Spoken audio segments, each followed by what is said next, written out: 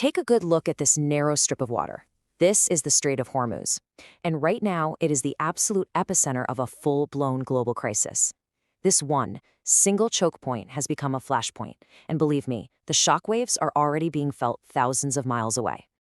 But this isn't just about geopolitics or economics. For hundreds and hundreds of people, this crisis is personal. And it's terrifying.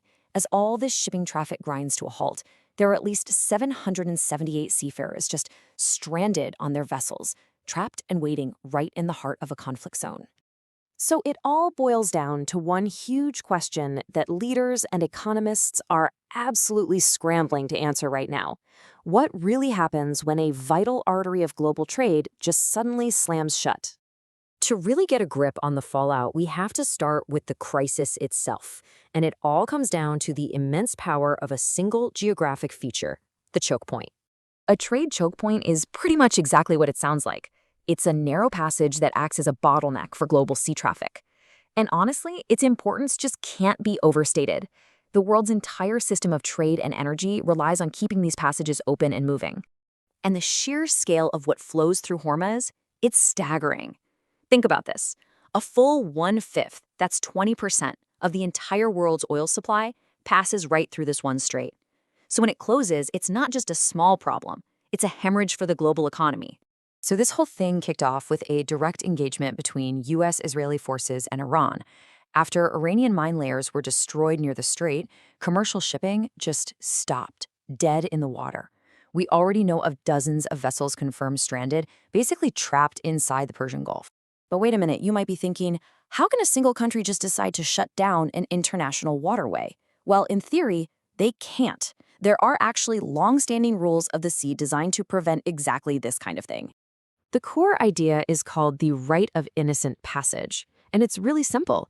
A ship can pass through another country's waters as long as it isn't a threat. The entire point of this rule is to keep global trade moving, no matter what political tensions are bubbling up. But international law is one thing, military reality is another. And here's where it gets kind of spooky. This exact vulnerability, this exact scenario was exposed with chilling accuracy over 2 decades ago in a top-secret military simulation. I mean, the question sounds absurd, right? Could the world's most powerful navy actually be neutralized in a narrow little strait?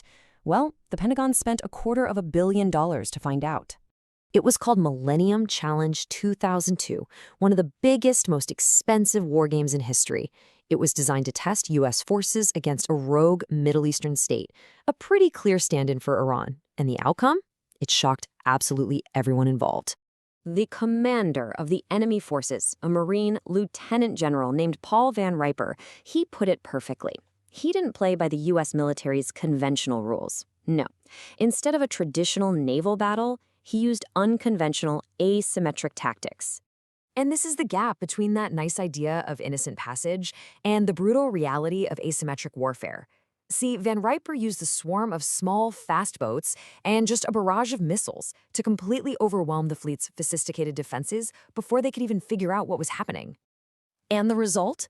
Within the first 24 hours of the simulation, Van Riper's forces had sunk 19 U.S. ships, including an aircraft carrier.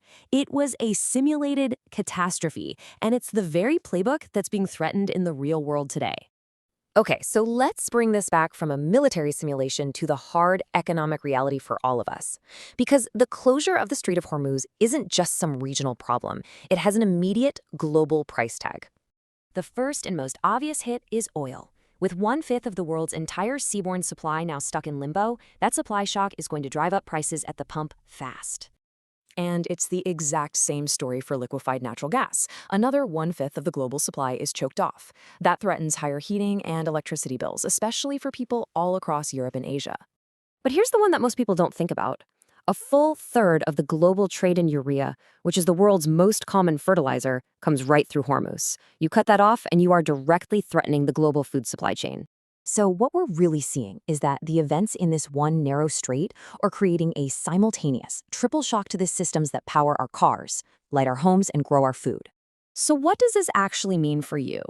Well, early analysis suggests a sustained closure could cause fuel prices to spike a lot.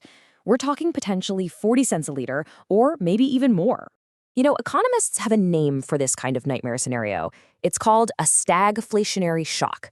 And it's this toxic combination of rising inflation and slowing economic growth.